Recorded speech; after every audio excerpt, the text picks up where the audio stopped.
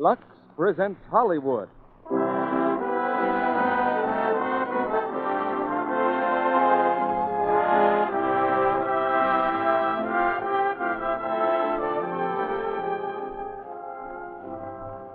The Lux Radio Theatre brings you George Burns and Gracie Allen in Our Husbands Necessary. Ladies and gentlemen, your producer, Mr. Cecil B. DeMille.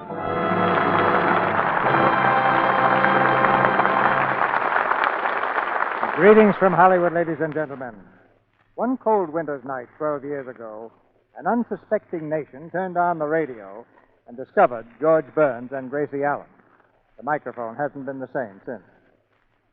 Naturally, we're all a bit nervous in the Lux Radio Theatre tonight, but you understand that if anything unusual happens, it's due to circumstances entirely beyond our control. This week, we've borrowed George and Gracie from their usual Tuesday night habitat to appear in a full-length play. What they'll do to it, no one can predict. But though the setting is different, it's the same George and Gracie you've always known and loved, who star in the Paramount comedy success, Our Husbands Necessary.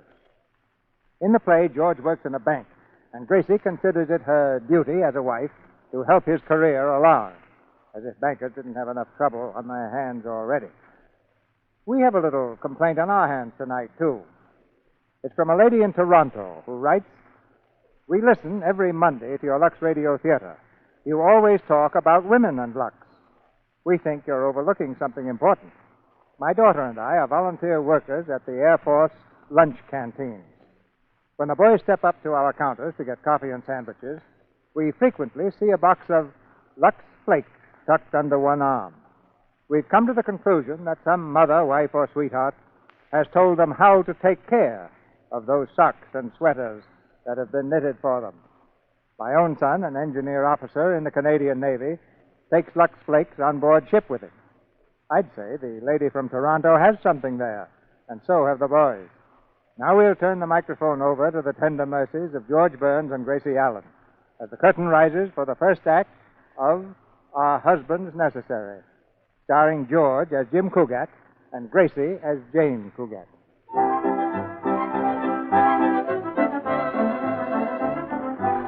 Mr. and Mrs. Cugat are normal, everyday man and wife. Well, Mr. Cugat is normal. His wife is either above or below. It's hard to tell. On the normal, everyday morning, Jim Cugat jumps out of bed at 8 sharp, rushes through his shaving, rushes through his breakfast, rushes upstairs to kiss his wife goodbye. This being a normal, everyday morning, Jim Cugat is rushing. Oh, Janie, I'm leaving, Janie. Oh, good morning, Jim, dear. Are you ready for me to pick out your necktie? Oh, never mind, sweetheart. I've already got one on. Oh, let me see the one you picked out. I knew you needed me. Take it off, dear. What's wrong with it? Well, it's red, and you should never wear red with green. They clash. Janie, I've got on a white shirt and a blue serge suit. I'm not wearing anything green. Oh, yes, you are. I laid out your shorts myself. Oh, those. Well, thanks for saving me from a terrible social blunder. You're welcome, dear. My goodness, I hate to think what you look like after Junior arrives. I won't have much time for you then. Yeah, probably put on a hat that doesn't match my suspenders. And everybody will laugh at me. Ah, but it'll be worth it. We'll have a little boy of our very own.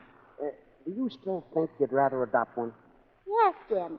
I suppose I should be ashamed of myself. I suppose I'm just weak, but I couldn't stand to see you suffer. Well, maybe I wouldn't suffer so much. Oh, well, all fathers do, especially the first time. The husband of a friend of mine almost lost his mind. Really? Yes, he was afraid he wouldn't be there to call a doctor. So for days he just sat by the telephone and ate nothing but a few radishes and a small chunk out of the mouthpiece. I guess it's pretty hard on a man. My friend finally told him to call the doctor, and he did. But when the doctor got there, he couldn't do a thing for her. He couldn't? No, he was a veterinary. Well, goodbye, Janie. I couldn't take a chance in making a nervous wreck out of you. You've got to be at your very best when Mr. Atterbury makes you the new vice president of the bank. Well, don't count on that job too much, Jane. Chuck Raley is being considered, too. But you're the smartest, cleverest, most brilliant man in town. Oh, now, wait a minute. Oh, it's true, Jim. I tell that to everybody when they ask me what I ever saw in you. Well, that's nice. You just lack confidence, that's all. If you go right into the president's office and say, Mr. Atterbury, Oh, wait. I've got a wonderful idea. What? I'll go to Mr. Atterbury and tell him you're the only man for the job. I'll make him listen. Oh, no, you won't. Well, why not? You know how clever I am. That's exactly what I mean. You stay away from Atterbury. Don't ever let me catch you talking to him. Oh, dear. But if I had the chance, I still think bless you, I still think I could wrap Mr. Atterbury... Jim, did you sneeze? Yes. Oh, you poor darling. Don't get excited. I've sneezed before. Jim, you better not go to the bank today. You may be dangerously ill. Oh, stop being silly. Oh, I mean it. Tell me the truth, dear. When you first got up this morning, did the floor feel cold to your bare feet? Well, yes, but... I knew it. And when you took a hot shower, did the water feel warm? Well, yes, but... You see, you've got all the symptoms. Symptoms of what? Oh, well, they could develop into anything. Stick out your tongue, dear. Ah. Oh, my goodness. You've got a temperature of 104. You can tell that from my tongue? Oh, sure. All you do with a thermometer is put it in your mouth, and your tongue is already in your mouth. But I don't feel... You get your clothes off and get back to bed, Jim. I'll bring you some medicine. Oh, Millicent. Oh, Millicent. Yes, sir? Here I am. Where do we keep our medicine, Millie? Well, I put it in the medicine cabinet, ma'am. Well, what a clever idea. Before you came, I just put it any old place. Well, come along into the bathroom and help me pick out some medicine for Mr. Cougat. What ails Mr. Cougat, ma'am? Nothing. He's perfectly healthy. But healthy folks don't need no medicine. I'll tell you a little secret, Millie. I want him to think he's sick so I can run down to the bank and have a talk with his boss. You sure is a caution. Well, open the cabinet and let's see what we have. Yes. As long as he's not sick, I'd rather give him something that tastes nice. Well, the pink stuff in that big bottle is mighty sweet and soothing. I took some when I had a misery in my tooth. All right, I'll try it. The label is full of things with funny Latin names. But I don't suppose they could hurt him. After all, it says 97% alcohol. That only leaves 3% Latin. Now, don't you breathe a word of this, Millie. Oh, I won't, ma'am. Well, here's your medicine, Jim. How are you feeling now? Gee, it's the darndest thing. I felt swell when I got up. And now I'm starting to ache all over. Oh, naturally, but I think we caught it in time. Now, keep covered up, Jim. You can't afford to have a cold when we adopt Junior. It might be hereditary. Oh, sure. Well, I've got some errands to go do downtown, so I'll go along. I won't be long. Jane, wait a minute. Yes? Remember what I said. Don't go near Mr. Atterbury. Jim, you don't trust me.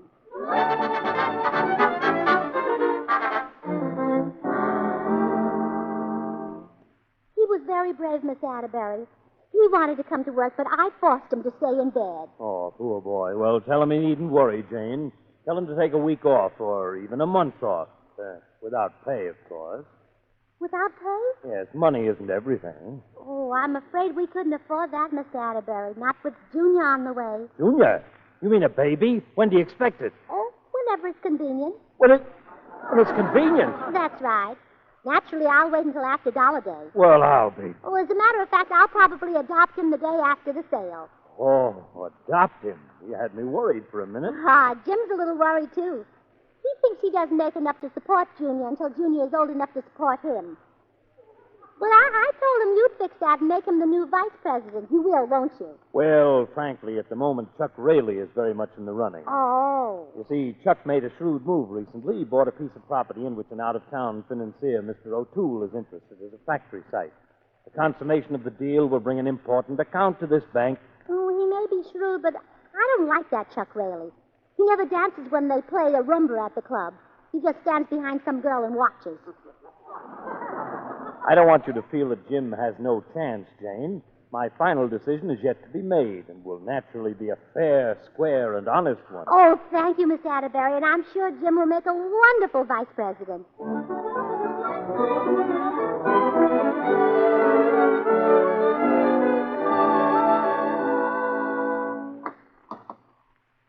Home again, dear. How is my precious patient feeling now? Not so bad. I guess I was pretty sick. But I'm the type that fights back. Ah, you're sweet. Where have you been? I've been fine. I guess your disease isn't contagious. No. I said, where have you been? Oh, where? Uh-huh. Well, I've been to the market.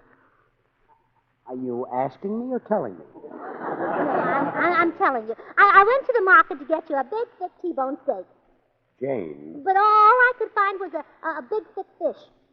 I don't know if it had a T-bone, but it had lots of other bones. Jane, so I decided... Jane, are you sure you went to the market? Have you been taking your medicine, dear? Yes. Are you sure that you didn't How much have you taken? 3 spoonsfuls. Oh, that's not nearly enough. I'll pour you a big glassful. Oh, I don't think I'd better, Jane. That stuff seems to make me kind of dizzy. Here, drink it down. Oh, all right. Gee, it's awful. Now, what were we talking about? Oh, nothing important. Any mail this morning, dear? Yeah, I'm glad you mentioned it. I got a notice that another installment is due on those silly lots you bought last year. Of all the idiotic things you've ever done... How about another glass of medicine, dear? No. Of all the idiotic things you've ever done, buying those lots was the worst. 16 of them. Right on top of a swamp that was filled in 1888. Here's your medicine, dear. Oh, all right. Now, how did you ever let... Say, that's the darndest stuff. How did you ever let that crooked real estate dealer rope you in? Well, I wanted a place to build a home of our own, Jim, and that development had such a lovely name, Peekaboo Acres. Fine thing to call a swamp. Honestly, Jane, there are times... Say, that medicine is beginning to hit the spot. I've got sort of a warm, healthy glow. More, dear? Sure, fill her up. Stuff's a regular tonic. Must have the prescription renewed.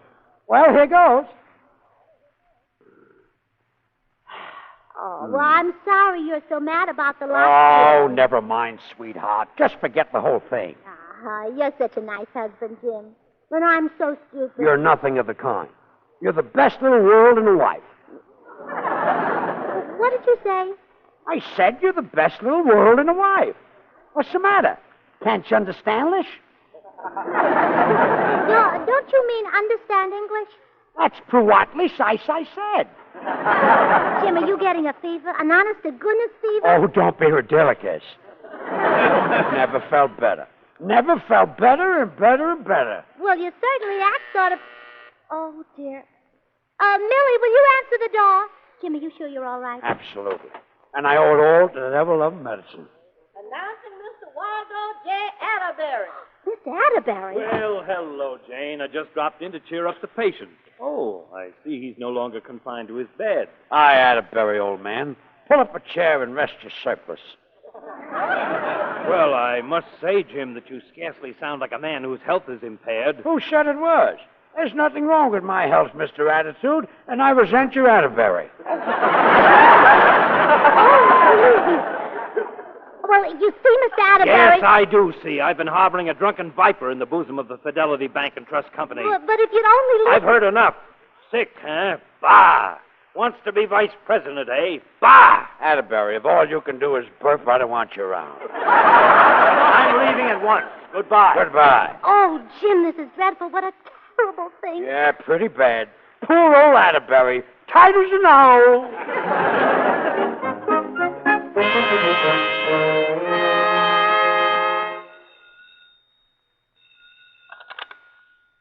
Hello?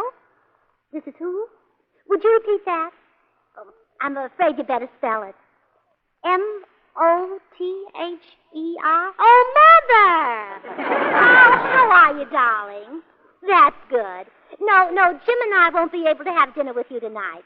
We're going to a dance at the country club. Yeah, Jim is kind of upset, and it'll take his mind off things. No, nothing serious. He took some medicine with a lot of alcohol in it, and it made him tipsy. Imagine alcohol doing that. I only thought whiskey did it. Mr. Atterbury saw him and got awfully mad, but I called him up on the phone later and straightened everything out. Honestly, I don't know what Jim would do without me.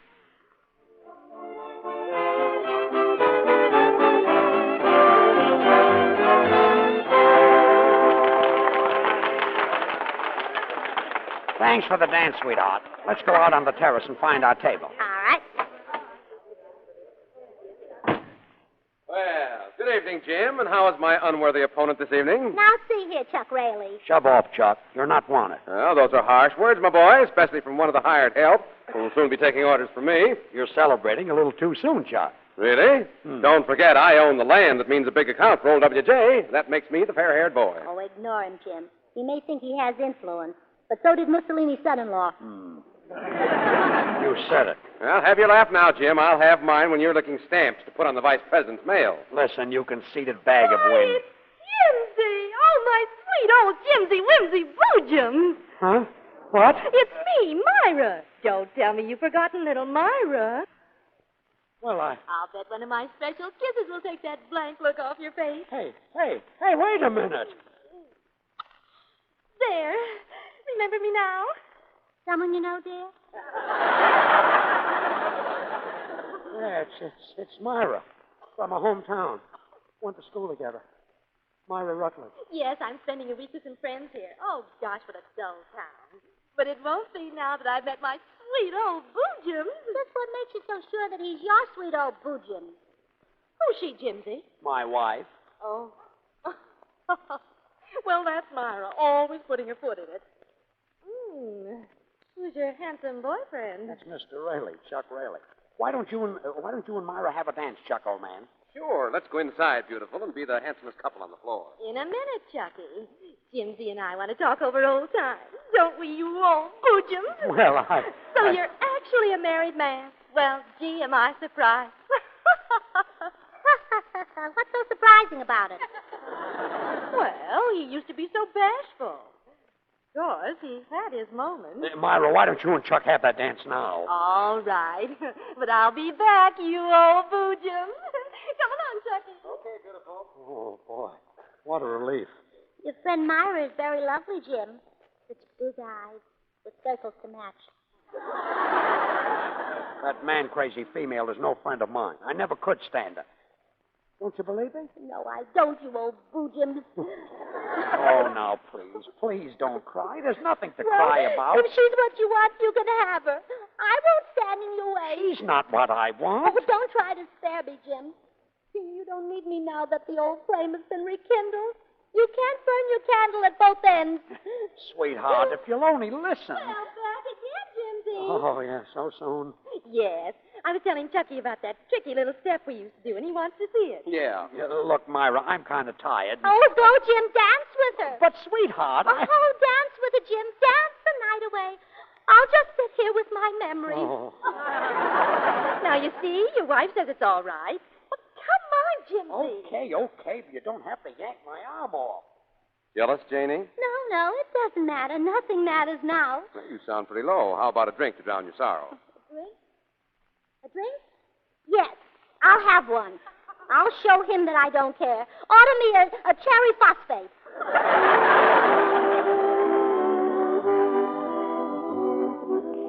Jane, may I have the pleasure of this dance if your husband... Oh, it's Chuck. Where is Jim? Oh, he's gone, Mr. Atterbury. Gone like rats that pass a sinking ship in the night. What? She means he's inside cutting up capers with an old girlfriend. Oh, he is, huh? Yes, Mr. Atterbury, but you mustn't blame him. He's just weak. There, my child. He's not worth your tears. Oh, sweetheart, I finally ditched Myra. Oh, hello, WJ. Don't speak to me, you scoundrel. Huh? Shame on you for bringing grief to this brave little woman. You'll never be our vice president, Cougat. A philanderer will never be an officer of the Fidelity Bank and Trust Company. Philanderer? Too bad, old man. Of course, you never were much competition. Now, you keep out of this unless you want a punch in the nose. Now, see here, Oh, Jane. tough guy, huh? Yeah, tough enough to slap you down. All right, Rayleigh, you've been asking for this a long time, and now you're going to get it. Oh. Jim Cougat, you should be ashamed of yourself. Now get up off that floor and let's go home.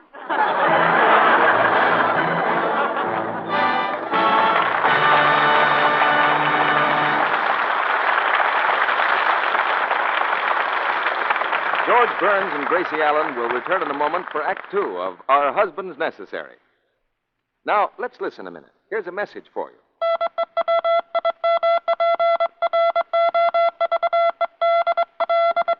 New, improved Lux is the mildest, safest ever made. Yes, right now, when fabrics may be irreplaceable, there's a better-than-ever Lux to help you save them. Give more of your washables this super-safe Lux Care. Not only underthings, stockings, and dresses, but children's clothes, gay cottons, all your colored things. Save colors the Lux way. Never put them in the family wash. And sweaters, knitwear, blankets, Gentle Lux Care guards against shrinking, matting. household things. Washable slipcovers, curtains, table linens last longer with Lux Care. All these things are more precious in wartime. And Gentle Lux has been improved 3 ways to help you save them. It's the mildest, safest Lux ever made. Its suds are richer, more cleansing. They're longer-lasting suds that do more work. They're very thrifty. Your dealer has new improved Lux now in the same familiar box. Buy it tomorrow and see for yourself that Lux things last longer. Now, our producer, Mr. DeMille. Act 2 of Our Husbands Necessary, starring George Burns as Jim and Gracie Allen as Jane.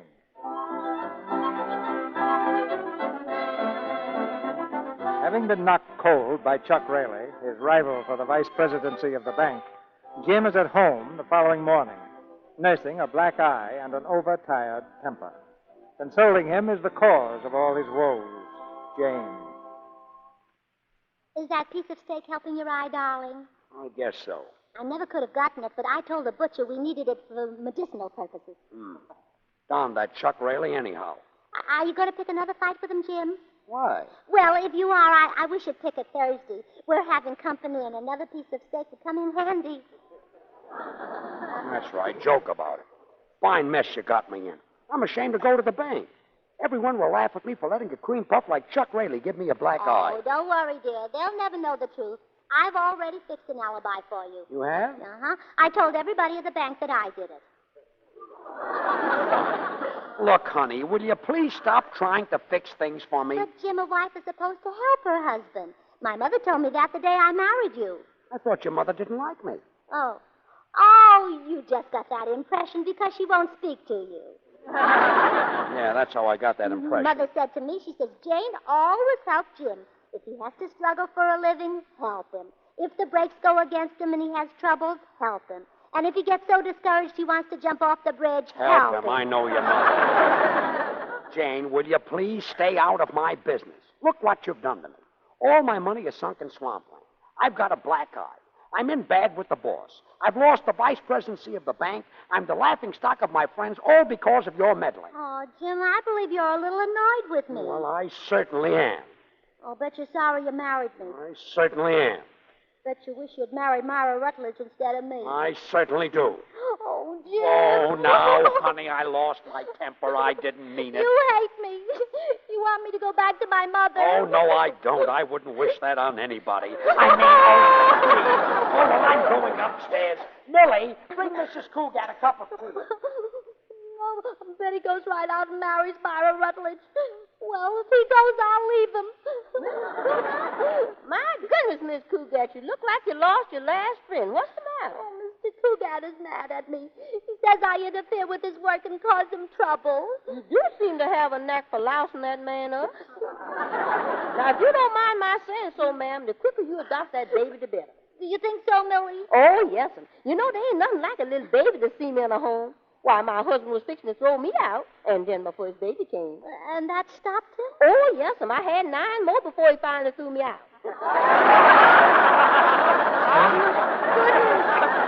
Oh, Millie. 10 children? Yes, sir. Oh, I don't think Jim would like that many. Although, come to think of it, there were 12 children in his family, 6 sets of twins. Nothing but twins? Uh-huh. Jim's father made bookends for a living, and it affected his whole life. Oh.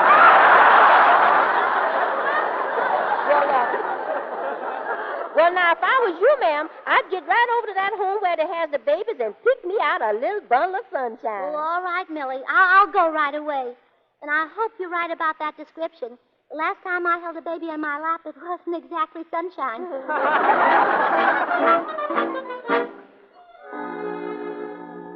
I'm sorry, Mrs. Cougat, but there's a waiting period of 6 months between the time you apply for a baby and the time we can let you have one. Oh, dear, 6 months. Couldn't we cut that down just a teeny little bit? Possibly. When would you want the child? Today. I'm afraid that's impossible. You see, we have to make a complete and thorough investigation of both you and your husband. Oh, well, I can tell you everything you want to know. Let's start with Jim. He's honest, dependable, brown hair. He doesn't drink. He smokes a little, but he doesn't inhale. And he dances divinely, and, he's very cuddly. That is not exactly the type of information we need. Our questions concern your husband's character, his position, his finances. Is he financially able to care for a child? Oh, my goodness, yes. Jim does very well. He earns money almost as fast as I can spend it. I see.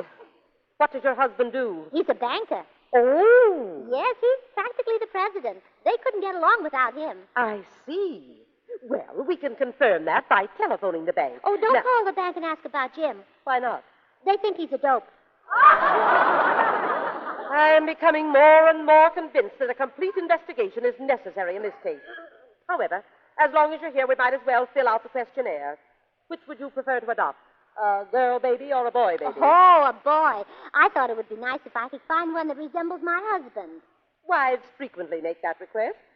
Could you describe your husband? Oh, better than that. Here's a picture of Jim. If I were you, I believe I'd abandon the idea. Well, don't you have any babies right now that look like him? To my knowledge, we never have had one. Oh. Well, maybe one will show up. Maybe you just missed it. Possibly. I've only been here 30 years. Let's get on with the questions. Have you got a yard for the child to play in? Well, it's... Oh, yes. I've got a real playground for the baby. You have? Yes, it's a piece of property I bought. It's just the place for the baby to play. There are no houses, no people, no traffic. Really? Yes, it's a swamp. Mrs. Cougar, I don't believe we need go further with the questionnaire. I am convinced that you are not the type of person with whom I could entrust a baby. Oh, but I'm wonderful with babies. Honestly, I am. I know how long to boil a bassinet and how to fold his little three-cornered formulas. I know all I those... am sorry, but the matter is closed. We cannot consider your adopting one of our babies. Oh, dear. Well, I have to get in good with Jim some way. I either have to get a baby or make him a vice president. I'd suggest you try the vice presidency.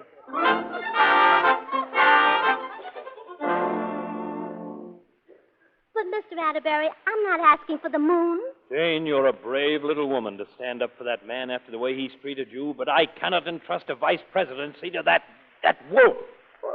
Jim isn't a wolf. Not much. I watched him dancing with that Rutledge woman last night. I saw how tight he held her. Oh, well, that wasn't Jim's fault. He has to hold on when they play a fast number. There you go, protecting him again. You better tell Jim to forget the vice presidency, Jane. I'm sorry, but Chuck Raley is the man for the job. Oh, Chuck Raley. He's nothing but a big bully, hitting my poor Jimmy in the eye. If Jim's as big as he is, why didn't he hit him back? Because Jim happens to be a gentleman and a very poor fighter. Well, you tell Jim that he's lucky to have a job in this bank at all. Chuck Raley had the foresight to buy up the very best factory location in town. And once that factory is built, we get the O'Toole account. That's why I'm making Raley the vice president. Well, it certainly doesn't sound fair. That's one of the first laws of business, Jane. You scratch my back, and I'll scratch yours. Yes, we'll probably cinch the whole deal at the party I'm giving for Mr. O'Toole this weekend. Oh, a party. Oh, that's wonderful. Jim is a scream at parties. He rolls his pants up so his garters show, and then he sings The Last Time I Saw Paris. Oh, he's wonderful. Yes, I'm sure it's very hilarious, but Jim won't be there. Oh, yes, he will. I'll bring him myself. I'm sorry, Jane, but Jim is not invited. I can't risk having him mess up this deal with O'Toole. But, Mr. Atterbury... I'll be glad to invite Jim to a party if he ever brings me a big account like Chuck did. Remember what I said about business, Jane. You scratch my back, and I'll scratch yours.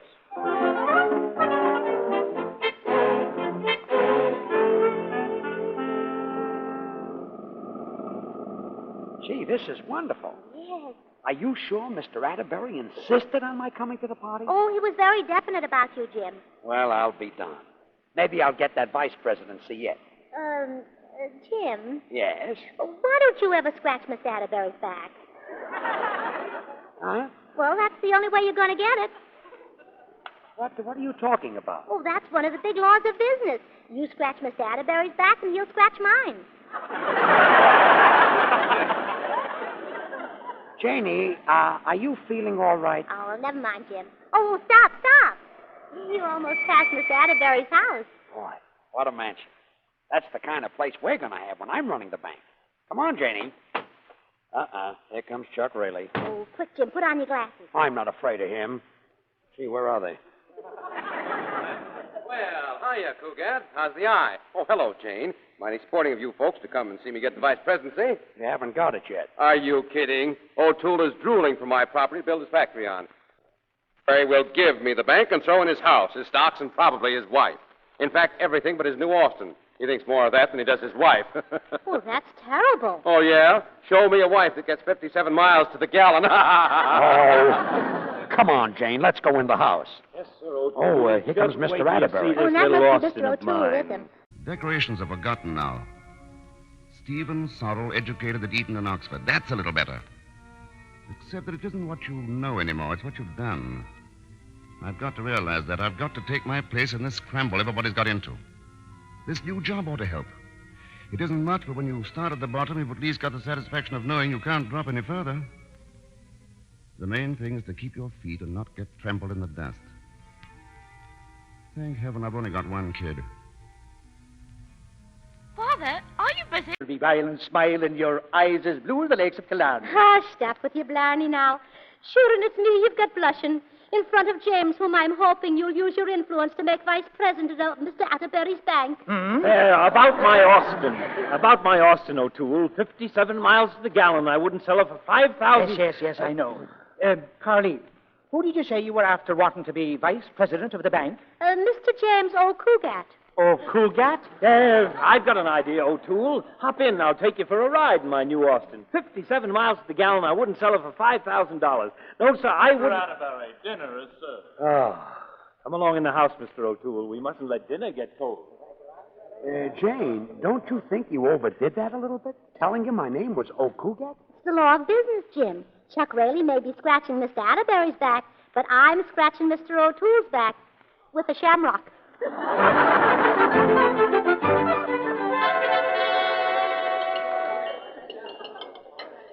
Did you enjoy your dinner, Mr. O'Toole? Oh, fine. But I'd have enjoyed it more if you were seated me next to that little Irish girl.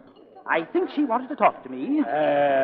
Well, you see, I thought we could discuss a little business, Mr. O'Toole. Oh, here she comes. Well, Carly. Oh, Mr. O'Toole. Sure, and we got separated in such a hurry I didn't even get a chance to introduce myself. I'm Jane O'Cougat, and this is the man I mentioned, Mr. O'Cougat. How do you do? Mr. O'Cougat, it's a pleasure to shake your hand, sir. Thanks. Oh, it is a mighty pretty daughter you have here. Jim is my husband. He's the man I want you to use your influence to make the vice A president. toast, ladies and gentlemen. I propose a toast to that brilliant young man whose foresight provided the property Mr. O'Toole needs for his factory.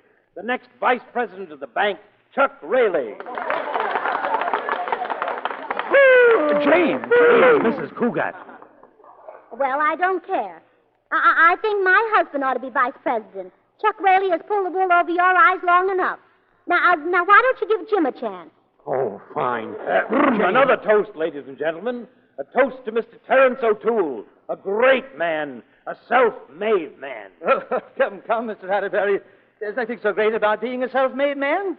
I never mentioned the fact that when I was a lad, every morning of my life I had to crack ice in a pitcher to wash myself and then trudge 6 miles through the freezing snow to school.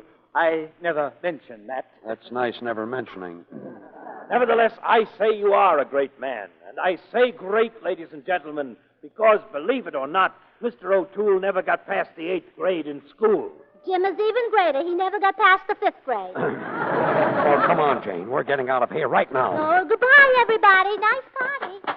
Well, Jane, this time you really fixed me good. Oh, thanks, Jim. I thought I handled it very well. Oh, yeah. Well, come on, let's go home. Oh, wait, Jim. Just for a minute. I want to see what it's like to be the wife of a bank president. And how can you do that? Well, I'll sit in Mr. Atterbury's Austin and make believe I'm driving to the Ritz. You know, to have lunch with some other bank president's wife, like Mrs. First National or Mrs. Farmer's Trust. Oh, yes, Mrs. Piggy will be there, too. Her husband owns all the piggy banks. Oh, Jim. Jane, don't touch that Austin. You know how much Atterbury thinks of it. Well, I won't hurt it, dear. Oh, look at all these cute little gadgets. Now, Jane, come out of that car. Hey, don't touch that thing. Oh, look, Jim. Jane, that's the starter. Janie, you're moving. Yeah, I know, and so is the car. Janie, stop. Stop the car. Oh, there are too many gadgets. Janie, look out. You're headed for a tree. Oh, Jimmy! Janie!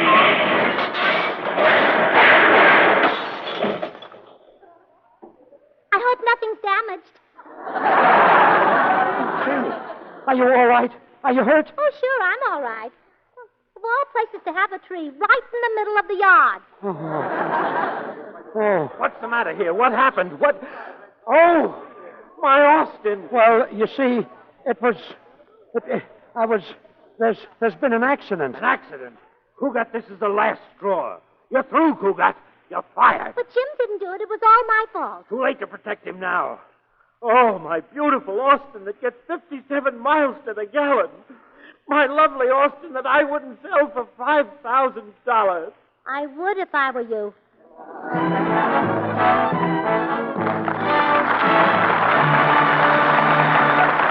We pause now for station identification. This is the Columbia Broadcasting System.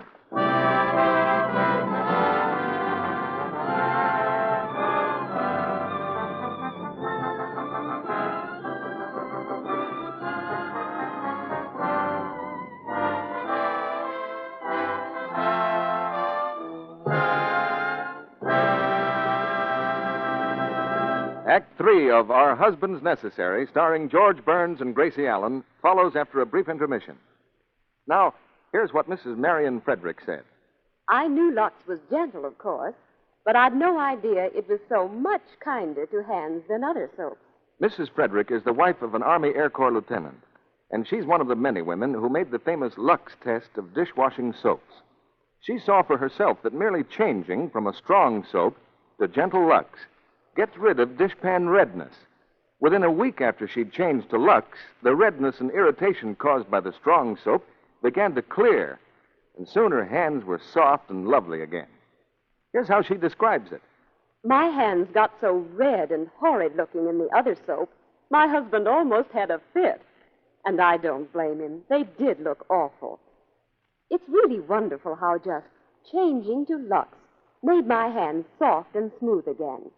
I didn't use any creams or lotions, just changed to Lux. These tests certainly prove to me it doesn't pay to use ordinary dishwashing soaps when Lux is so kind to hands, and so inexpensive, too. New improved Lux is the mildest, safest ever made. Its suds are richer, longer lasting than ever. So it's very thrifty, too. Get a generous big box of Lux Flakes from your dealer tomorrow. Use it for your dishes every day to save your hands. And if you've let them get that ugly dishpan look, see how quickly it disappears in these gentler-than-ever suds. New improved Lux comes in the same familiar box. Your dealer has it now. Mr. DeMille returns to the microphone. After the play, we'll make a strong attempt to find out what Gracie Allen is really like. But here's the third act of Our Husbands Necessary, starring George Burns and Gracie Allen.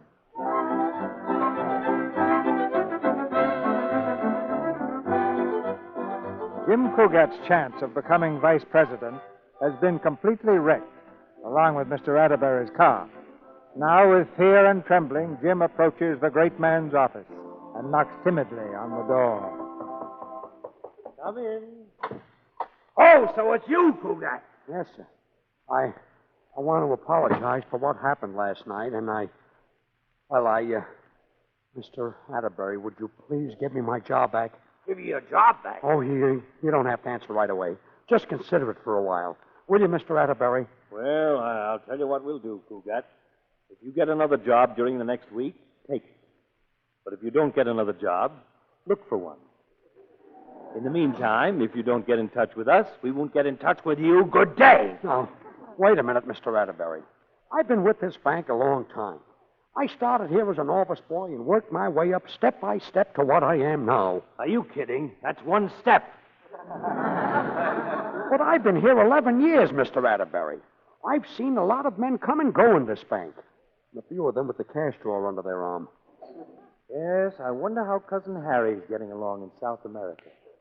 Mr. Atterbury, won't you take me back? Well, all right. But you've got to start at the bottom again, Cougat. You mean... Exactly. Take that wastepaper basket out and empty it. Oh, no. Office boy again? Yes. Mr. Atterbury. Good morning, Chuck, my boy. Well. Good morning, W.J. Oh, and Cougat. Good morning, Cougat. Although I don't know that a vice president should be on such familiar terms with a clerk. Cougat is now the office boy. No. Back where you belong, eh? You are the biggest heel I ever met. Oh, pardon me. You are the biggest heel I ever met, sir. That's better. But to show you there's no hard feelings, Jim, old man, I'm giving a little party at the house tonight to celebrate my new job and announce my engagement to Myra. And I'd like to have you and your wife come, too. Well, now, that's mighty decent of you, Chuck. Yeah, he's a prince. I know you'll both be very happy when you watch Mr. O'Toole hand me his personal check for that factory site I sold him. Cougat, drop in my office around noon. I'll send you out for my lunch. Fine. I'll bring back a piece of cheese for you to nibble on.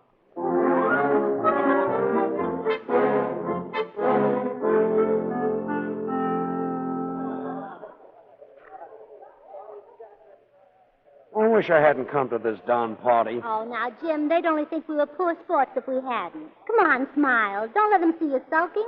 Be gay. Oh, stop it. Oh, look, here comes your friend Myra. Probably wants to crow a little bit. Hello, Myra. Oh, hello, Janie.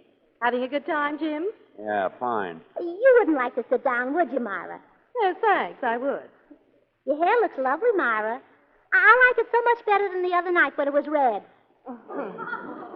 Jim used to love red hair. Didn't you, Jim? Well, It's so strange to think I almost married him. But I certainly wouldn't want to be Jim's wife right now. Oh, I don't blame you. We'd all be messed up in an awful bigamy case, wouldn't we? I meant that my Chucky seems to be getting on so well, while Jim's only going backwards. Now, just a minute. Oh, don't you worry about Jim. Once he starts moving forward, nothing will ever stop him. Yeah. Well, isn't it about time he started? Oh, he's always been a slow starter. He didn't kiss me until the third week of our honeymoon. Well, for goodness sake, why not? Well, Jim's very honorable, you know. We were all alone in the mountains, and he just didn't want to take advantage of the situation. I see. Oh, here comes my Chucky. Well, so here you are. Get ready for the big doings, Myra. In 10 minutes, we're going to be rich and famous. O'Toole is inside getting ready to make his speech. Oh, Chucky, I'm so proud of you. Come on. Now, remember, dear, don't be discouraged. Keep a stiff upper chin. Lip up. Thanks. Great man and a self-made man. Ladies and gentlemen, I give you Mr. Terence O'Toole. Thank you, one and all.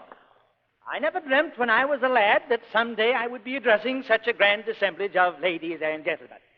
But when I was a lad, every morning of my life, I had to crack ice in a pitcher to wash myself and then tread 6 miles through the freezing snow to get to school. Oh, no, not again. But here I am about to become one of you. And all of this was made possible by a young man who is with us tonight. One of the smartest young fellows I've met since my early youth.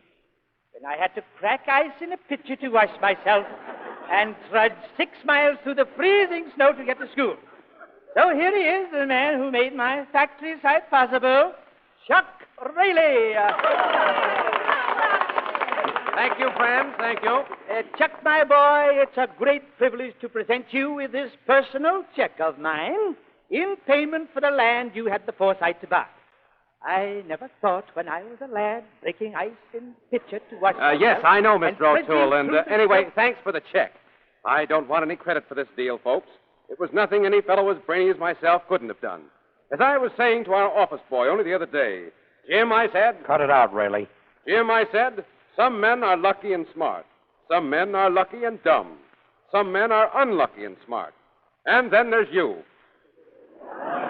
So he kind of looked Rayleigh, at you've me. been asking for this. Jim, don't. Cougat, do you realize what you've done? Yeah. Gee, maybe I could have been a commando after all. Jim, run for your life. He's getting Why, Rayleigh, you, Cougat, act like gentlemen. Out of my way, Atterbury. I'm going to give it to him again. Now listen, you. Oh, Jim, you gave it to Mr. Atterbury. Oh, gosh. Mr. Atterbury. Oh, my nose. You broke my nose. I'm going to sue you. I'm going to sue you for assault and battery. Now, wait, Mr. Atterbury. Chuck, you're my witness. WJ, I'd rather not. You're an employee and you'll be my witness. This man tried to murder me. No, it was a mistake. Oh, well, don't you worry, Jim. Let him sue you. I'll be your witness. I'll help you. Janie, please. Oh, but my testimony will fix things for you. That's what I'm afraid of. Oh, well, they say you don't feel a thing with electrocution.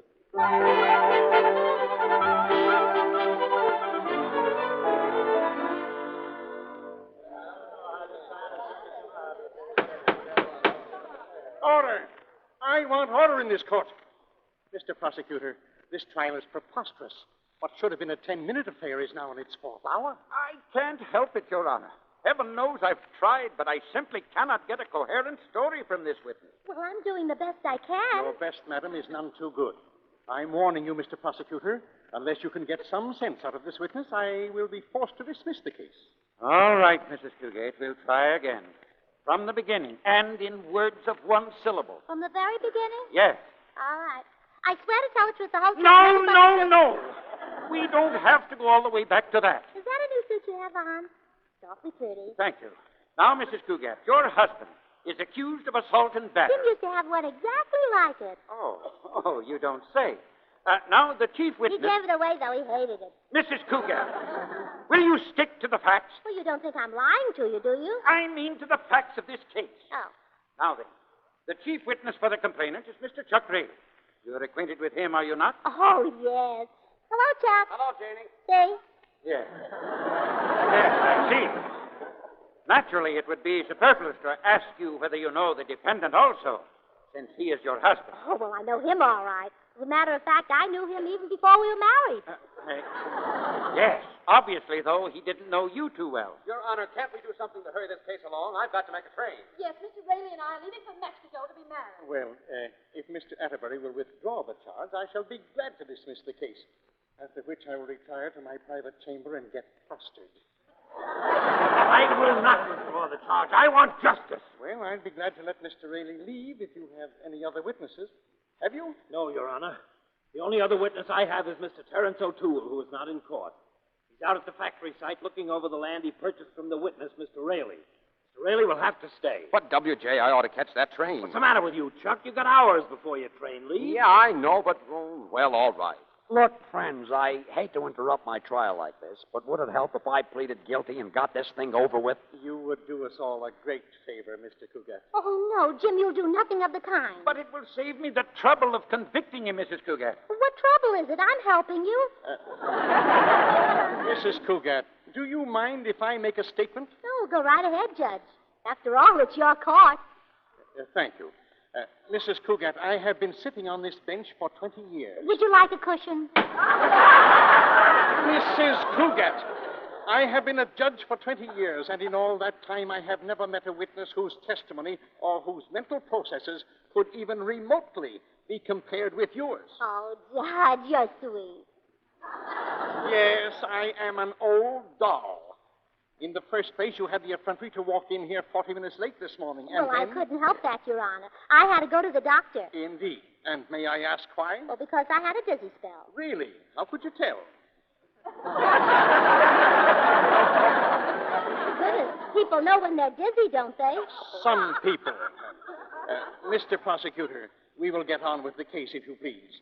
You may take your little shovel and continue digging your political grave with this witness. Yes, Your Honor. Mrs. Cougat, this alleged attack on Mr. Atterbury was made at precisely 10:15 last night.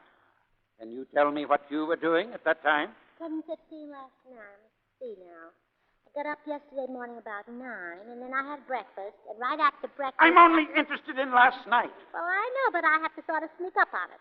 Your Honor, I think this has gone far enough. I'm going to change my plea. Now, thank heavens, I've got to get out of here. Well, if it pleases the court, I would like to plead guilty as charged. Brother, does it please the court? Very well, Mr. Cougat. The defendant, having pled guilty to the charges brought by the complainant, it is my duty in law to pronounce sentence upon him. It is therefore my... Just a minute. Where is that Chuck Rayleigh?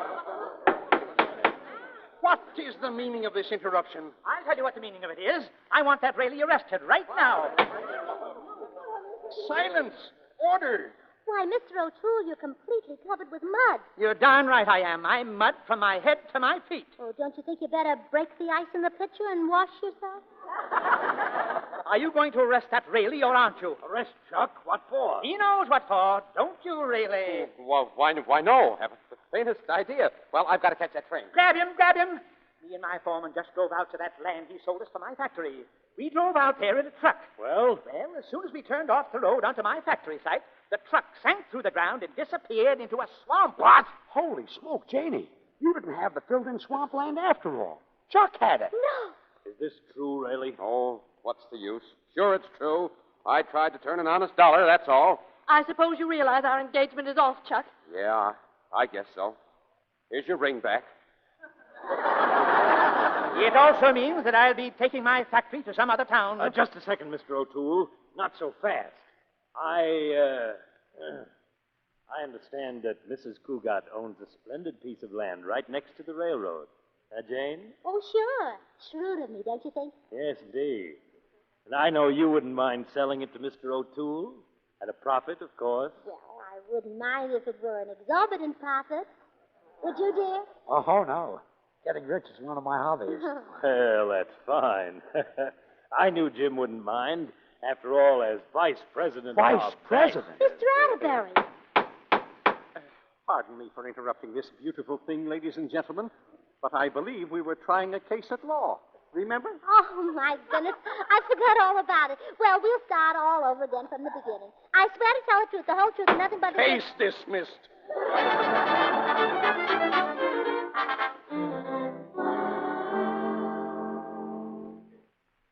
What's that? Really, Doctor? Oh, isn't that wonderful? I'm so excited. So that's why I have dizzy spells. Oh, yes, I'll tell him right away, Doctor. Goodbye. Oh, Jim, I have the most marvelous news. Really? I think you've done pretty well already for Oh, one day. but this is the best news yet. We're going to have Junior after all. Oh, swell. How soon before we get him? October. Well, why wait that long to adopt a baby? Adopt him? Oh, no, we're not going to adopt him, darling. You mean... Gee, you must mean. Yeah, I do mean. Oh, boy. Isn't it wonderful? Oh, boy, I'll say it is. Wait a minute. Wait. It might be twins. Twins run in my family, you know. Remember? My father used to make bookends. Oh, my goodness. Suppose it takes after my family. Well, what if it does? My father made Thousand Island dressing.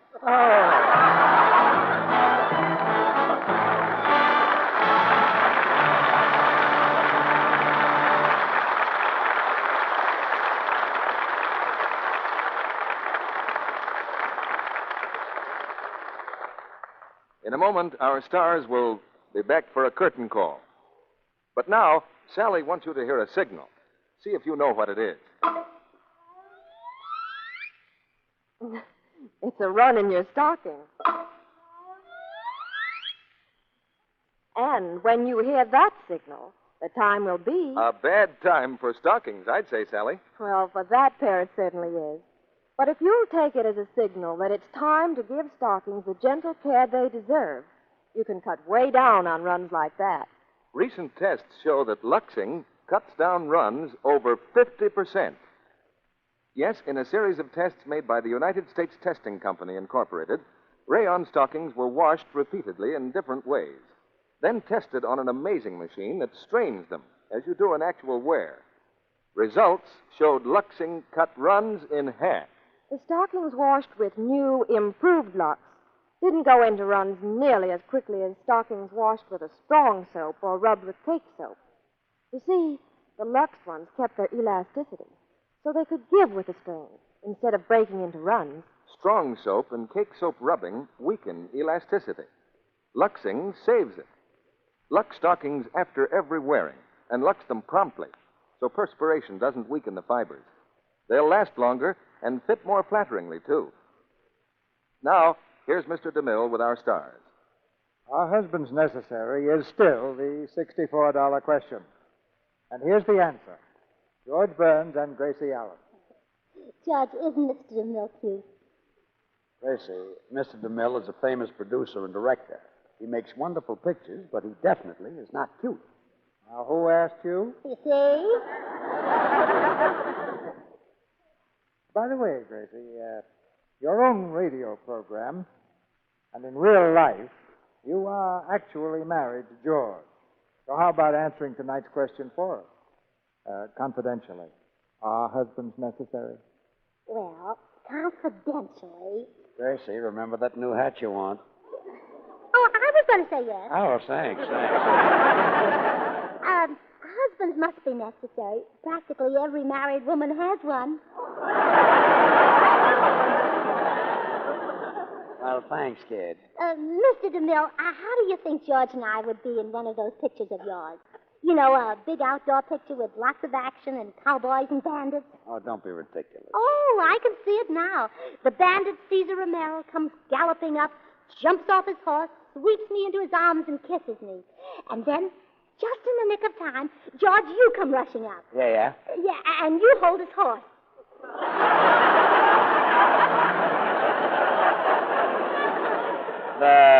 The horse might get away. Well, it's a very expensive horse. I see what you mean. Well, forget it. Well, thanks for putting up with us tonight, CB. What's the show next week? George, tonight we're going to tell the news about next week in music with one of the most thrilling melodies of our day. Listen and see if you can guess the name of the show. This is the Army Mr. Joe. No private rooms or telephone. You had your breakfast in bed before. Yes, ladies and gentlemen, next week the Lux Radio Theatre has the honor and good fortune to bring you Irving Berlin's This Is the Army. The New York Times calls it the best show of a generation. And we'll have the same all-soldier cast that appeared on Broadway, and Irving Berlin himself. The show is now touring the country, playing to packed theaters everywhere. And next Monday night, this tour leads to the stage of the Lux Radio Theatre and the radio presentation of Irving Berlin's This Is the Army.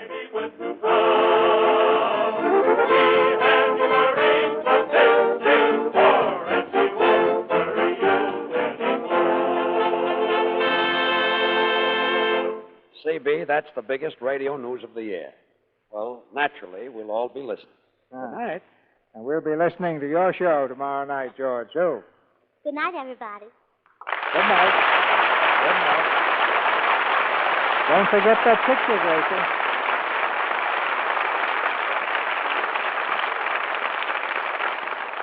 Lincoln's birthday has just passed. Washington's birthday is coming. And there is one way those two men would want you to celebrate this year: by buying all the extra war bonds you can. So fill up all the war stamp books you have around the house and turn them in for bonds right away. 4 25-cent stamps will buy a hand grenade.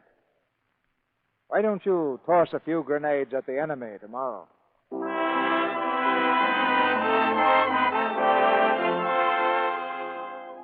Our sponsors, the makers of Lux Flakes, join me in inviting you to be with us again next Monday night when the Lux Radio Theatre presents Irving Berlin's This Is the Army.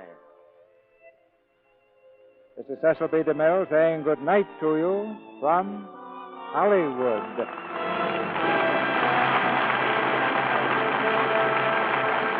The picture, Are Husbands Necessary, was based on the novel Mr. and Mrs. Cougat and was produced by Paramount. Paramount's latest screen hit is the musical success Star Spangled Rhythm.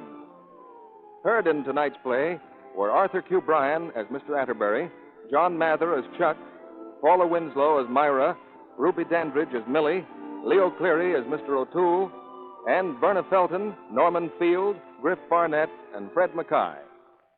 Our music was directed by Louis Silvers. And this is your announcer, John M. Kennedy, reminding you to tune in next Monday night to hear Irving Berlin's This Is the Army. This is the story of Mary Brown. Mary was tired, nervous, vitamin deficient. Then Mary started taking Vim. V-I-double-M-S, Vim. Vim supply all the essential vitamins and minerals, and now Mary feels swell. She's got that Vim's feeling. Rat-a-tat-a-doodle-doodle-doodle-tap. So, folks, try Vim. VI for vitamins, double MS for minerals. This is the Columbia Broadcasting System.